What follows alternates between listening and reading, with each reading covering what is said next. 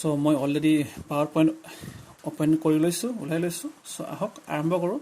So PowerPoint প্ৰথমে PowerPoint বনাব হলে আপুনি এনেকুৱা দুটা ওপেন কৰাৰ পিছত এনেকুৱা দুটা পাৰ্ট পাব স্লাইড এটা পাব আৰু তেনেকুৱা দুটা পাৰ্ট পাব সো ইয়াতে সিম্পল দুটা স্লাইড বা তেনেকুৱা দুটা স্লাইড লৈ পেলাই ইয়াতে আমি এটা প্ৰেজেন্টেশন ক্ৰিয়েট কৰিম সো কেনেকৈ ক্ৰিয়েট কৰে ভিডিওটো ভালকৈ চাই থাকিব আপুনি নিশ্চয় একেবাৰে 100% ক্লিয়াৰ হ'ব বুলি মই আশা ৰাখিছো সো প্ৰথমে বলক স্লাইডটো আৰম্ভ কৰো বা ভিডিওটো আৰম্ভ কৰো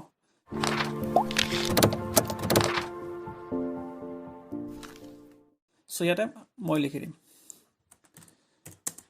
today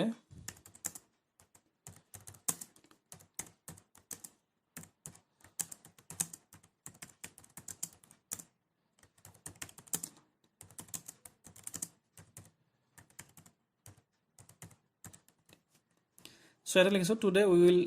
know how to create a slide in MS PowerPoint. So আজি আমি জানিম যে আমি কেনেকৈ এটা PowerPoint presentation আমি বনাব পাৰো using MS PowerPoint. So এটা লিখি লৈছো Hi everyone. So এখানে লিখি দিছো next এটা slide যদি আপুনি ল'ব বিচাৰে so আপুনি দুই ধৰণৰ ল'ব পাৰে এটা শৰ্টকাট কি ইউজ কৰি কেনে আৰু এটা ডাইৰেক্টলি আপনি এটা চাব হোম বটনত যেটো আছে হোম মেনু যেটো আছে হোম মেনু আন্ডাৰ এটা আছে নিউ স্লাইড সো নিউ স্লাইডত ইয়াতে ক্লিক কৰিলে আপনি এটা পাব ঠিক আছে বা আৰু যদি আপনি বিচাৰিছে যে এটো নালাগে সো আপনি কি কৰিব পাৰিব ডাইৰেক্টলি কন্ট্ৰোল এম প্ৰেছ কৰি দিব কিবোৰ্ডৰ পৰা সো কন্ট্ৰোল এম প্ৰেছ কৰি কেনে আমি এটা নিউ স্লাইড ইয়াতে ইনসাৰ্ট কৰিব পাৰো সো মই প্ৰথম স্লাইডত ইখিনি লিখিছো সো দ্বিতীয় স্লাইডত মই আকৌ এটা লিখিম welcome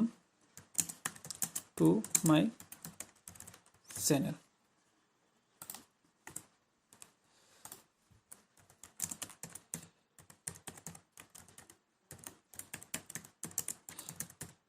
learn computer in suppose ইখিনি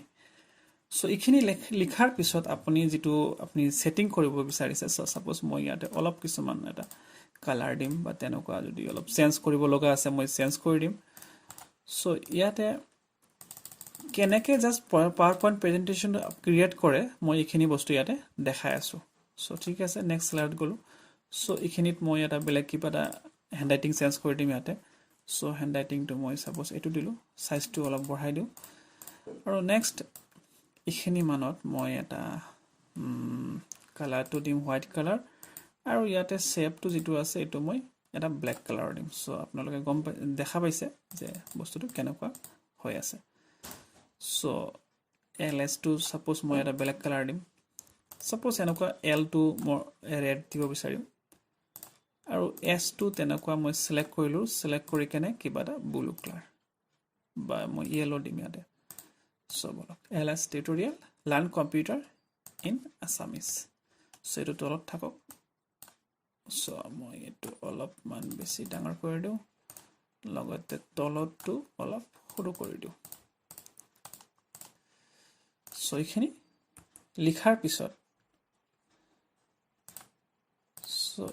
লিখাৰ পিছত আমি কি কৰিম বস্তুটো অলপ ডিজাইনটো কৰিলো সো ইখিনি মান ডিজাইন কৰাৰ লগে লগে মোৰ সাপোজ ডিজাইন পাৰ্টটো অলমোস্ট ফিনিশ হৈছে মই জাস্ট আপোনালোকৰ দেখুৱাৰ কাৰণে মই জাস্ট কৰি লৈছো সো আপনি এনেকৈ লিখি ললে দুটা স্লাইডত লিখি ললে লোৱাৰ পিছত যেটো মেইন হ'ব হেতু হ'ব আপনি ডিজাইনত ক্লিক কৰিব লাগিব সো ডিজাইনত ক্লিক কৰি কিনে চাওক ইয়াতে আপনি বহুত কিটা ডিজাইন দিয়া আছে ইয়াতে ক্লিক কৰিলে চাব মই যদি ইয়াতে লৈ যাও চাব এনেকুৱা হৈ গৈছে অটোমেটিক্যালি হৈ গৈছে সো ইয়াতে ক্লিক কৰিম এনেকুৱা হৈ যাব সো এইবোৰ হৈছে ডিজাইন বা থিম বুলি ক'ব পাৰি আমি যিকোনো এটা থিম ইউজ কৰি কেনে আমি ইয়াতে লিখিব পাৰো সো মই নৰমাল এটা থিম লৈছো তেনেকুৱা সো লোৱাৰ পিছত আপনি কি হ'ব এনিমেশনত গুছি যাব ডিজাইনৰ কাম ফিনিশ সো এনিমেশনত গুছি যাব এনিমেশনত যাই কেনে প্ৰথমে আপনি ট্ৰানজিশন কি ধৰণে দিব বিচাৰিছে ট্ৰানজিশন হৈছে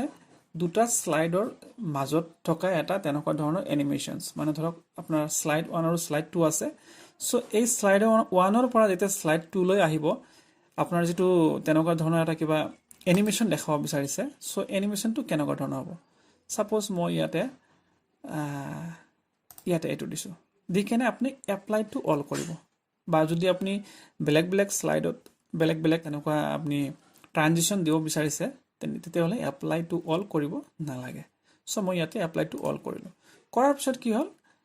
মই প্ৰথম যিটো আছে সেইটো সিলেক্ট কৰিম সিলেক্ট কৰি কেনে কাস্টম এনিমেশ্যনত ক্লিক কৰিম ক্লিক কৰাৰ পিছত আপুনি চাইছে এইফালে আপুনি চ' এড ইফেক্ট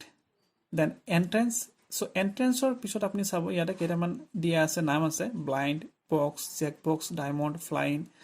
চ' এইবোৰতো আছে কিন্তু আমি মোৰ ইফেক্ট বিচাৰিম চ' ইয়াতে বহুত কেইটা আছে চ' এইটো ৰাইট চাইডে অলপ লৈ যাওঁ চ' আপুনি ইয়াতে ক্লিক কৰিলে চাব এইটো আপোনাৰ কেনেকুৱা আপোনাৰ ডিজাইন বা কেনেকুৱা আপোনাৰ এনিমেশ্যন আহিব এইটো চাওক এনিমেশ্যনটো তেনেকুৱা হৈ আছে চ' ইয়াতে ক্লিক কৰক চাওক তেনেকুৱা ধৰণৰ চ' ইয়াতে বিভিন্ন ধৰণৰ আছে আপুনি ইয়াৰ পৰা কি কৰিব প্ৰিভিউ কৰিব পাৰে চ' প্ৰিভিউ কৰাৰ আগতে আপুনি চাব এই প্ৰিভিউ ইফেক্টটো চেকবক্সটো চেক কৰা আছে নে নাই চ' ইয়াতে মই দিব বিচাৰিম এটা ছাপ'জ ফল্ড চাওঁ কেনেকুৱা আহে এনেকুৱা চ' ফ্লিপ দিলে কেনেকুৱা আহে এনেকুৱা আহিছে চ' বেলেগ বেলেগ ধৰণৰ ইয়াতে এন্ট্ৰেন্স ইফেক্ট আছে চ' তাৰ ভিতৰতে কিবা এটা আপুনি দিব বিচাৰিছে চ' ধৰক মই ইয়াতে ফ্লিপ দিছোঁ ফ্লিপ দি কেনে অ'কে ক্লিক কৰিলোঁ চ' এইটো মোৰ হৈ গ'ল চ' নেক্সট যিটো পৰ্চন আছে এইটো চিলেক্ট কৰিলোঁ হাই এভৰিৱান চিলেক্ট কৰাৰ পিছত এগেইন এড ইফেক্ট এন্ট্ৰেন্স মোৰ ইফেক্ট চ' ইয়াতে চাম বেলেগ এটা আৰু চ' হৈ গ'ল নেক্সট চ' এতিয়া আমি নেক্সট শ্লাইডত যাম নেক্সট শ্লাইডত যাই কিনে ৱেলকাম টু মাই চেনেল এইটো প্ৰথম আহিব লাগিব চ' ইয়াতে ক্লিক কৰিলোঁ এগেইন এড ইফেক্ট এন্ট্ৰেন্স মোৰ ইফেক্ট চ' ইয়াতে চাম কোনটো দিলে ভাল লাগিব চ' ছাপ'জ এনেকুৱা ঠিক আছে চ' ছাপ'জ ৱাইপ চ' অ'কে নেক্সট হৈছে এইটো চ' এইটো দিয়াৰ আগতে আপোনালোকে নিশ্চয় ই কৰিব মই অলপ ডাঙৰকৈ দিছোঁ যাতে ভালকৈ দেখা পায় আপোনালোকে চ' সেয়া ডাঙৰ হৈছে চ' এইটো মই চিলেক্ট কৰিলোঁ চিলেক্ট কৰাৰ পিছত কি হ'ব এড ইফেক্ট এন্ট্ৰেন্স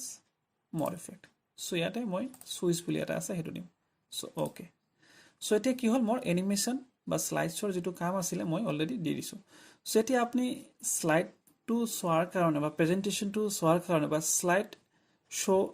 আপুনি দেখুওৱাৰ কাৰণে কি কৰিব লাগিব আপুনি দুটা পদ্ধতিৰে দেখিব পাৰে চ' ইয়াতে মন কৰিব এইটো যিটো আছে আপোনাৰ শ্লাইড শ্ব' বুলি আপুনি ইয়াতে ক্লিক কৰি ডাইৰেক্টলি চাব পাৰে নহ'লে আপুনি আপোনাৰ কীবৰ্ডৰ পৰা F5 প্ৰেছ কৰিলেও আপুনি চাব পাৰে নতুবা এই শ্লাইড মেনু যিটো আছে এই শ্লাইড মেনু আণ্ডাৰত যাই কিনে ফ্ৰম বিগিনিং বুলি চাব পাৰে চ' আপুনি লগত চাই থাকিব কেনেকৈ আহে এইটো চাই চ' today we'll know how to create a slide so welcome to my channel তাৰপিছত চাওক আপুনি চ' এনেকুৱা ধৰণে নৰ্মেল টেক্সটবোৰক আমি কি কৰিব পাৰোঁ আমি তেনেকুৱা এনিমেশ্যন দি কেনে আমাৰ যিটো প্ৰেজেণ্টেশ্যন আছে এটা এট্ৰেক্টিভ বনাব পাৰোঁ চ' নৰ্মেলি ৱৰ্ডত এনেকুৱা ধৰণৰ কৰিব নোৱাৰোঁ আৰু সেইকাৰণে মাইক্ৰ'ছফ্ট পাৱাৰ পইণ্টত আমি তেনেকুৱা ধৰণে প্ৰেজেণ্টেশ্যন এটা বনাব পাৰোঁ চ' বনাৰ পিছত আপোনাৰ শ্লাইডটো এনেকৈ এণ্ড হৈ গ'ল এণ্ড হোৱাৰ পিছত আপুনি স্কেপ প্ৰেছ কৰিব